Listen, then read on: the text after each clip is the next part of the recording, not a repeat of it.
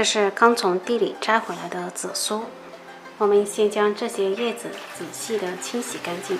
今天咱们用紫苏分享一道特别的吃法。紫苏除了有清热解毒、理气的效果外，它的嫩叶也是一种调味品。在煮鱼虾的时候放一点，去腥效果也非常好。鸡梢还具有活血化瘀的作用，对女性朋友特别好。中先打入一个鸡蛋，加适量的盐，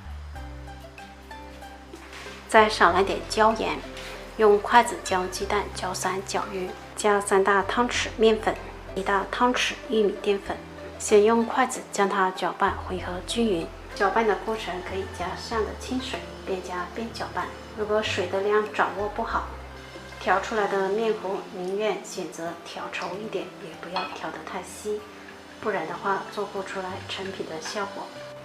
搅至像这样细腻顺滑无面疙瘩的酸奶状就可以了。将晾干水分的紫苏叶一片片放进来，将紫苏叶的两面都均匀地沾上面糊，起锅烧油，油温5成热，再下入紫苏叶。在炸的过程中，咱们就可以看到紫苏叶慢慢的鼓起来。如果你炸的紫苏呢不会鼓起来，说明你调的面糊太稀了。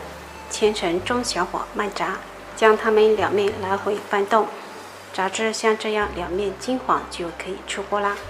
咱们的酥炸紫苏叶就做好了，真的非常的香。炸出来的效果，整一片的叶子都是完整的，里面就跟海苔一样酥脆。